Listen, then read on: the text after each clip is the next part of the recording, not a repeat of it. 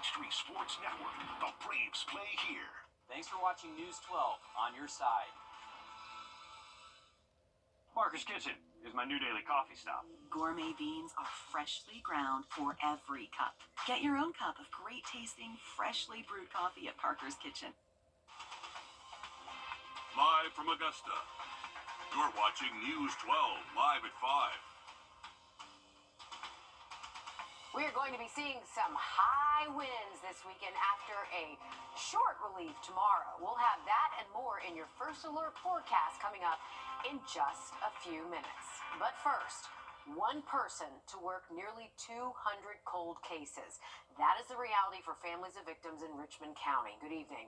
I'm Meredith Anderson. Again, one person, 195 cases. Tonight, hundreds of families are left without closure or justice, like the family of Kevin Coatney, who just marked the 3-year anniversary of his death.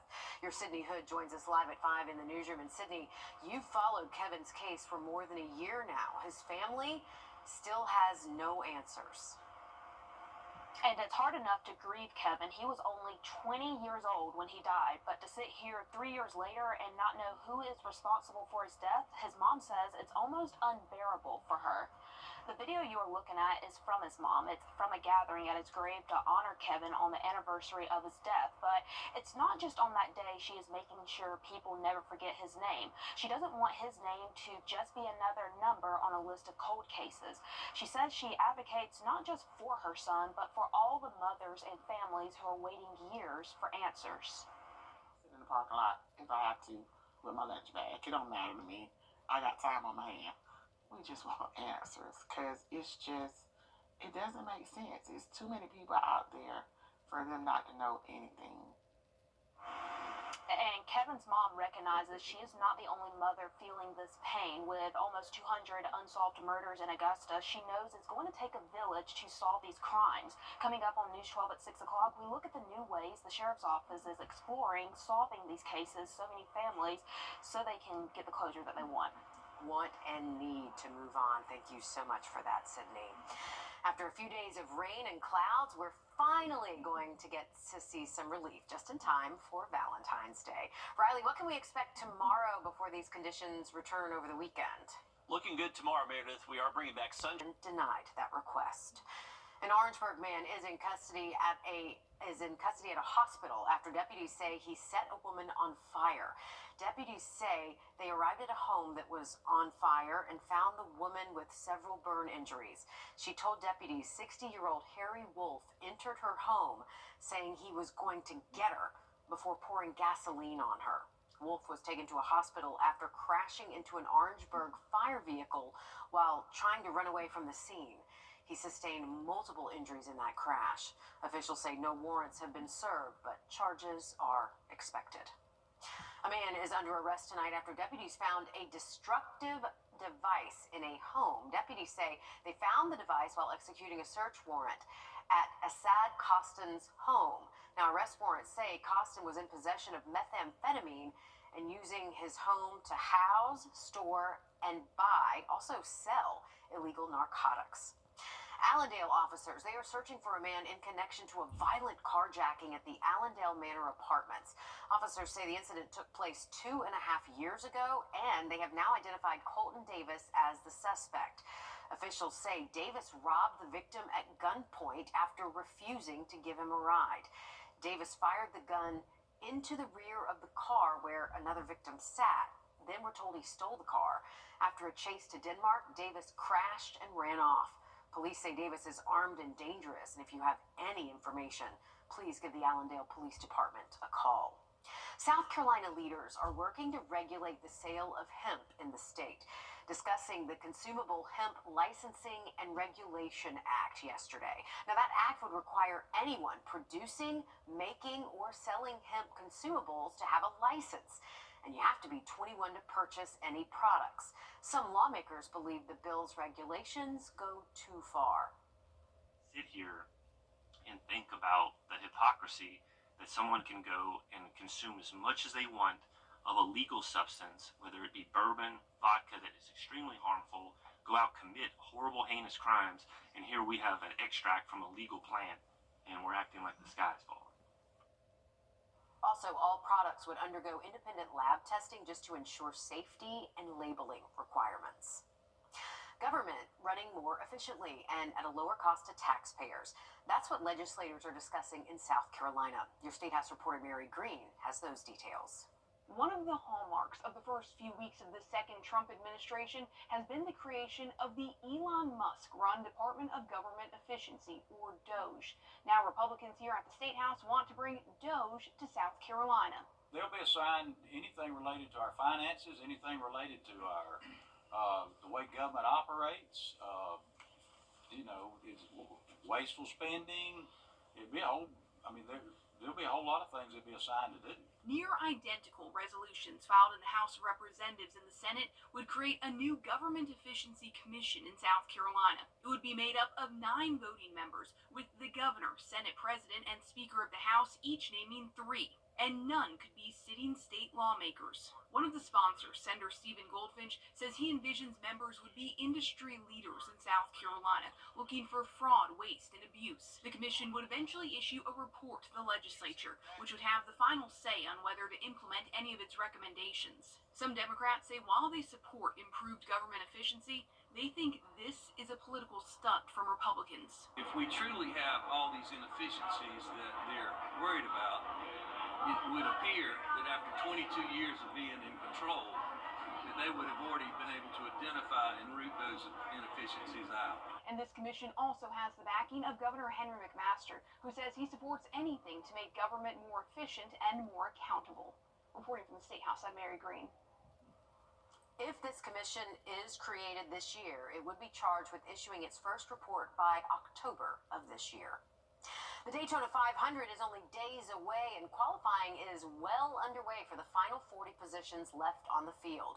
The grid has some who have seen victory at Daytona, others still looking for their first win there, including Georgia native Chase Elliott. Obviously, it'd be a big deal, that this is such a huge race, and it's always kind of felt like its own event to me. I know that it's a part of our season, and it totally counts, either for you or against you, depending upon how it goes. But it's, it just has such a different vibe to it than most of the weeks that we run, and an opportunity to put your name on that trophy is a really big deal. To start out the 2025 season, Elliott already has a win 2 weeks ago at the Clash in North Carolina. Elliott is hoping to carry on that momentum to winning the trophy in Florida this weekend. Tonight, the qualifying continues to set the rest of the grid before the race on Sunday afternoon. Inflation is up, and it's causing you to pay more for nearly everything, including groceries. We'll see how some shoppers are trying to save money when they shop. After this, Riley. Well, we're getting a relief from the crazy weather tomorrow for Valentine's Day, but we are expecting a very windy start to your Sunday. Have a look at that full forecast just after the break. Every year, hundreds of thousands of military families pack up their lives, often with little notice. Now, a new system that's meant to make this easier could be making things harder.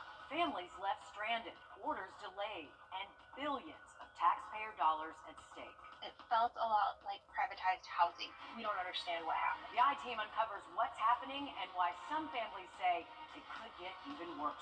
Tonight at 6 o'clock, only on News 12. Time and Temp, brought to you by your First Alert weather team. Introducing the First Alert Radar Network. With up to 10 times the resolution of other local radars and technology that can pinpoint right down to your street. First just got faster. He's looking good, though, for tomorrow. All right, we like the sound of that. Thanks, Riley. With inflation on the rise over the last month, it is not only affecting food prices, but also gas and utilities. Michael Warwick talked with some shoppers on how they're trying to stretch every dollar while paying more at every turn. In the rain too, I was like, dang, but I gotta go. I need my groceries, and it's cheaper. In this era of expensive, Stephanie Reed is willing to drive for a deal. But I travel down here for my groceries because the prices are very reasonable. The new Consumer Price Index shows prices rose 3% last month compared to a year ago. Longtime co-owner of the Giant Penny in Noda, Billy Tran, keeps prices down to the best of his ability. Because of stubborn inflation, he's not convinced grocery stores everywhere will be able to return to prices they had even a decade ago. Those some days are long gone. Within the 5-7 years. I don't see anything 99 cents anymore. I could come in the store and probably get a jug of milk for maybe like $1.79. You go get a jug of milk now, it's almost $6. Ricky Robinson calculates where he can buy in bulk, and it's always on things he knows won't go bad. And compare the price, like say, well, if I buy one of these, it's this much, but they say like you buy two of these, it'll be this price. So I buy stuff in bulk, to save money.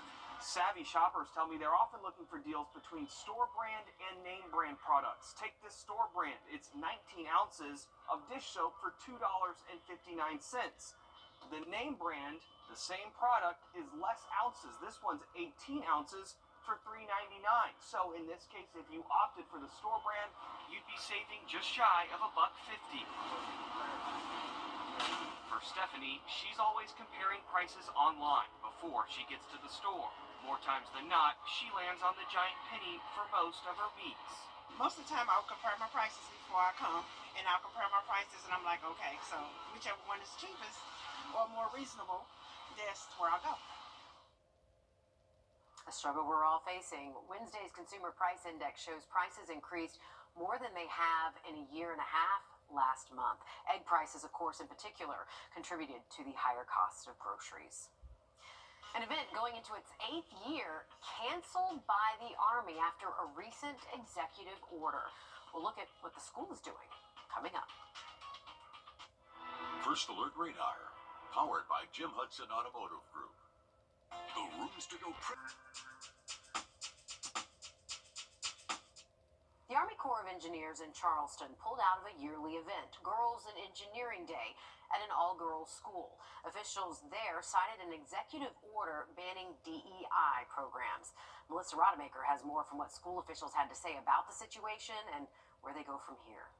The downtown Charleston all-girls private school, Ashley Hall, has been hosting Introduce a Girl to Engineering Day for 8 years, partnering with federal agencies like the Army Corps of Engineers to talk to students about their work. We were contacted last week that they would not be able to come this year.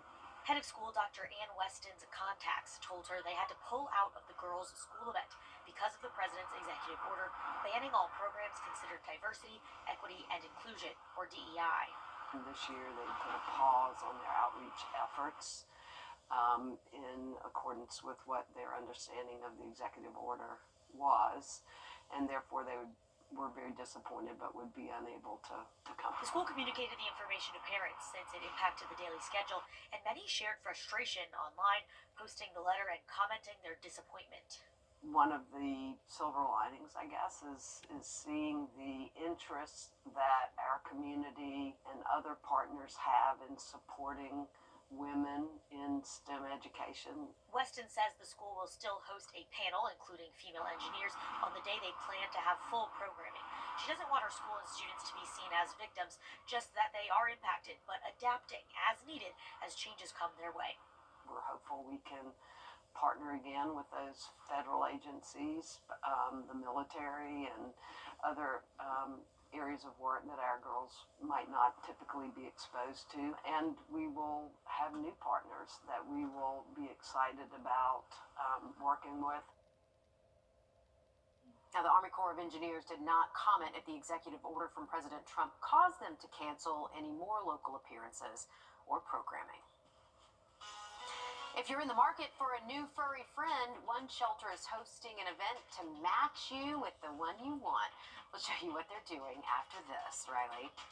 And looking good for Valentine's Day plans tomorrow. We'll see a few more showers Saturday, but it's really Sunday. We're worrying about some wind and storms returning to the region. First alert for your Sunday. Another quick look at that forecast just after the break. We're standing.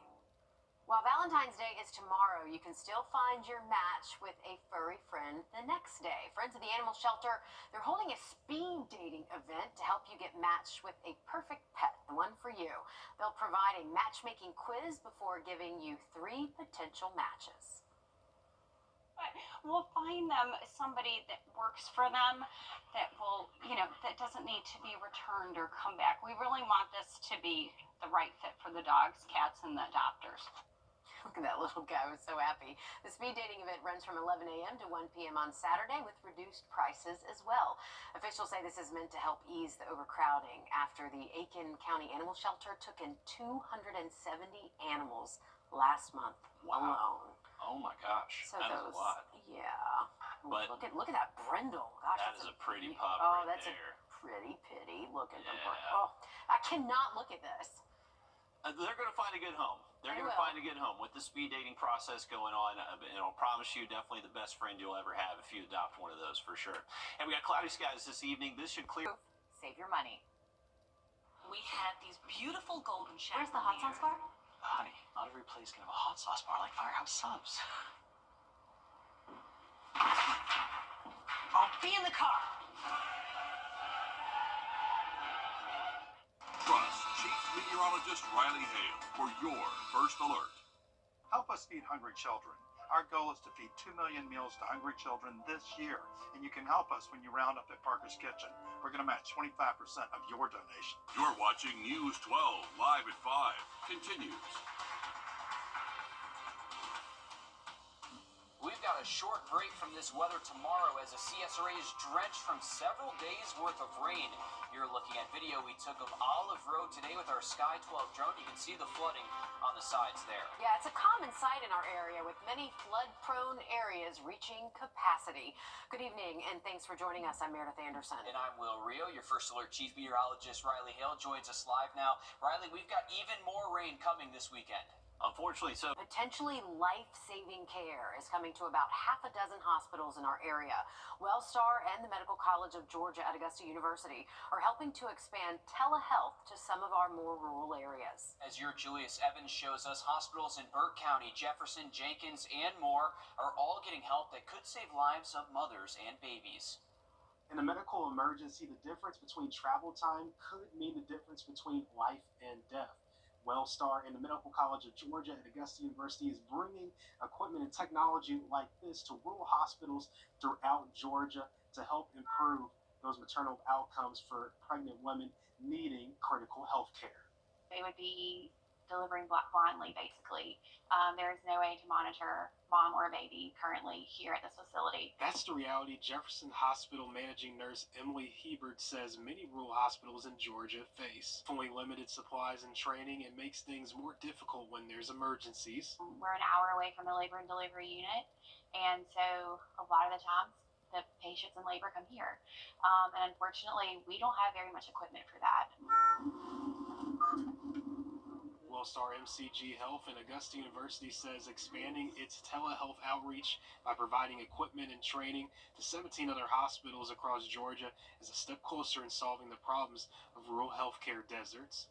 By bringing the equipment there and then using telemedicine to be able to read and understand how the baby's doing, we're able to expand the capabilities of those rural hospitals for taking care of pregnant moms. According to the Georgia Department of Public Health, 89% of pregnancy deaths are considered preventable. Hebert says it will be more than a game changer for not only her job, but for families when these resources become available. Equipment and training will roll out within the next couple of weeks, where they hope that this will be a start in improving maternal outcomes throughout the state. In Augusta, Julius Evans, on your side. An Aiken office building is destroyed in an early morning fire. The Aiken Department of Public Safety says they responded to Summerwood Way at Trail Ridge Road around 5:30 this morning. The building was a total loss. It affected multiple businesses with office space in that building. One of those businesses was Jowers Technology Solutions, who posted to Facebook saying it appears to be a total loss. Investigators are still looking into what caused the fire and into the full extent of the damage. Today, a Charleston judge sentenced the longtime girlfriend of Brittany Drexel's killer to 18 years in prison. 57-year-old Angel Voss witnessed her boyfriend Raymond Moody abduct the 17-year-old in 2009 while she was vacationing in Myrtle Beach. While Moody is the one who killed Drexel, it was long maintained that Voss had a role in her death. It wasn't until 2022, 13 years later, that Moody confessed to law enforcement that he had kidnapped, raped, and killed Drexel at a campsite in Georgetown County. He told investigators his girlfriend Voss was with him when it happened. In September, Voss pled guilty to 3 counts of lying to federal investigators about her knowledge in Drexel's death and where she was when it happened. Drexel's killer, Raymond Moody, is currently serving a life sentence for her death. A controversial South Carolina bill that could help you save money when buying an electric vehicle is on life support after a subcommittee voted to stop debating on that bill. The EV direct sales bill would have allowed EV manufacturers to directly sell to consumers. Under current law, vehicle manufacturers are banned from selling to you directly. Instead, you have to go to a dealership and pay those extra fees. Scout Motors, an EV manufacturer almost done with construction in the state, is a major supporter of this bill. But in a House subcommittee this week, they voted to adjourn debating after hearing from both sides. One subcommittee member told our reporters the bill is, quote, dead, at least in its current form in the House. Today, South Carolina Governor Henry McMaster says the state owes it to Scout Motors to bring the matter to a full debate in the House and Senate. I think they should keep trying to find a way to at least get that on the floor for full debate in the House and the Senate. I think that the 8 members of the subcommittee yesterday, I think they went too quickly. There were 25 minutes of debate, that's all, on a bill for a good company that is invested billions of dollars in South Carolina. Scout Motors says it views the bill as being paused instead of dead and is inspired to keep fighting for it. Another bill, this one making its way through the Georgia House, could change who can be sentenced to death. Coming up, how advocates say it's meant to protect people with intellectual disabilities. Riley? And heading into the weekend, we have issued a first alert on Sunday. Very windy conditions with gusts over 40 miles an hour possible. Much more on this forecast just after break. Every year, hundreds of thousands of military families pack up their lives, often with little notice. Now, a new system that's meant to make this easier could be making things harder.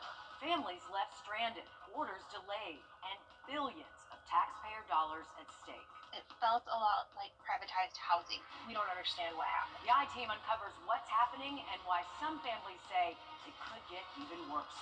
Tonight at 6 o'clock, only on News 12. Time and temp, brought to you by your First Alert weather team. It's the coldest time of year in the CSRA. To stay up to date on anything winter weather to severe weather, download our First Alert weather app to get the most accurate forecast in our area. The 3-for-1. Millions of Americans have had their personal information stolen and put for sale here on the dark web. Enough information for someone to steal their identity. I'm Jamie Tucker. Coming up, one simple thing you can do today to prevent someone from being you. First Alert Radar, powered by Jim Hudson Automotive Group. This press.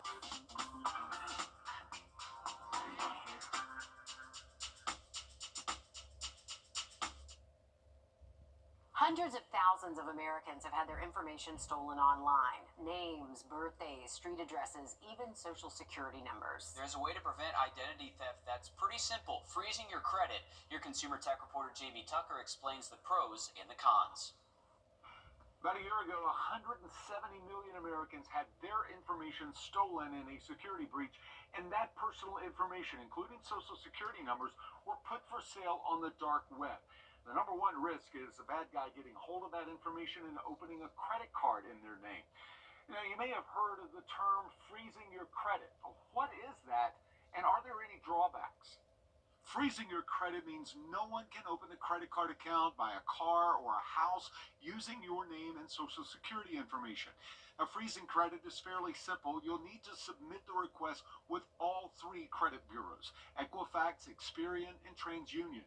Now, you'll need to sign up for an account with those companies, and you can do all of that on their websites. These sites will also search for your information online and remove it for a fee. Now, once credit is frozen, you won't be able to apply for new credit. If at some point you want to apply for a new credit card, buy a car or a house, you'll need to unfreeze or temporarily thaw your credit until the loan approval goes through. Then you can freeze your credit again. So who's at risk for identity fraud? If you pay your taxes, if you use credit cards, if you do business with a company that holds your information on their servers. Freezing your credit may sound drastic, but it is the best way to protect yourself from identity fraud, and it is highly recommended that you do that for your child's social security number as well. That's What the Tech. I'm Jamie Tucker. All of this information is on our website, wrdw.com, including the contact numbers for all 3 credit bureaus. Your pet's microchip might not be registered to you anymore. This after a nationwide microchipping company shut down operations this week without warning. Several reports show the company Save This Life is permanently closed. Microchips are the tiny devices placed under your pet's skin. The chip is registered to you when you adopt the animal or when it's inserted, so you can be contacted if your pet goes missing. But chips from the Texas-based company Save This Life will no longer pull up your contact information when scanned. Anybody who has one of those chips is to re-register it with a different company. So there's Home Again out there. There's a couple other ones out there. Vets say it's still possible to find owner information without a registered microchip, but it can take much longer and be much more difficult. You can call your pet's vet office to make sure all of your pets are safely registered to your name, but you might have to take your pet in to have their chip rescanned. Since 2020, the GHSA has added bass fishing, girls flag football, and esports as a part of its officially list of licensed or sanctioned sports in the state. But what could be next? The answer might surprise you. Alyssa Lyons joins us now in the studio. All right, what is the state missing, Alyssa? It's still not a sanctioned sport in the state of Georgia, leaving young hopeful athletes to scramble to join club teams in pursuit of the sport. South Carolina sanctioned the sport in April of 2022. Minnesota, Kentucky, and Missouri added boys volleyball as a championship sport this school year. Boys volleyball is a sanctioned high school sport in 36 states, but not Georgia. There are more than 30 club teams across the state, and that number continues to grow. Here in the Garden City, the only club to really have that high school program is the Augusta Juniors. The Heat has a middle school league for boys in grades 3 through 8. There are some different rules in our region that do allow boys to play on girls' teams, and there are some restrictions and rules that go along with that, but we were the first club with a full boys team that we had 2 seasons in a row. It is something that we are hoping for and that we're pushing for in this area, because there are guys out there that want to play volleyball and they just don't have a place to do that just yet. We'll have more on that on 6 o'clock. Another day of workouts for the Braves is in the books. First baseman Matt Olson and third baseman Austin Riley got some fielding drills in together. They took short hop ground balls off the bat of third base coach. The catchers, though, took center stage on day 2 with the departure of Travis d'Arnaud. Veterans Sean Murphy, Chadwick Trump, and Drake Baldwin are likely favorites. Baldwin already creating a reputation. I could stand here all day and talk about it. Just the best part about it is how good he is in the locker room. Loves being around the field. I think that's evident. He's probably one of the first guys to show up, last guys to leave. So I think that goes a long way, especially for that position. And obviously he can hit. Probably one of the better hitting prospects I've seen in a bit. Anderson, the former 3rd overall pick in the 2016 MLB draft, nearly missed all of 2023 with an injury and spent 2024 in the minors recovering. He's on the hunt to return to his 2021 form when he helped the Braves win that World Series. All right, thanks for that, Alyssa. Looking ahead to the next couple of days, we are going to get back some chillier mornings down to the 30s Friday, low 40s Saturday, and afternoon highs should stay in the 50s through at least Saturday afternoon. Another quick look at that 7-day just after the break. Bankruptcy can help. Live look over downtown Augusta. We are still seeing a little bit of cloud cover push through. That should clear out later tonight. Temperature is right now at 59 degrees. We are seeing that cloud cover push out towards the east, so we will see clearing out of the western sky as we head into later tonight and early tomorrow morning. It is going to be a chilly start early tomorrow morning. We'll most likely wake up in the 30s for most spots. We'll see sun throughout the day. That wind direction will be out of the northeast, keeping our high temps just a little bit below average, most likely in the mid to upper 50s. Once we get into the weekend, we are expecting rain to be possible early Saturday morning. Those temps will be in the 40s, waking up early Saturday. By the afternoon, we should see a little bit drier into the day, but you can see the spread in our temperatures. Northern counties in the 40s, southern counties in the 70s, so that wedge will be in place Saturday, making that temperature forecast extra tricky. Here's the storms that do head in on Sunday. Remember, that's when the first alert is in effect. Keep it here for those updates. All right, thanks, Riley. Stick with us. We have more news, weather, and sports coming up after a short break on News 12 at 6 o'clock.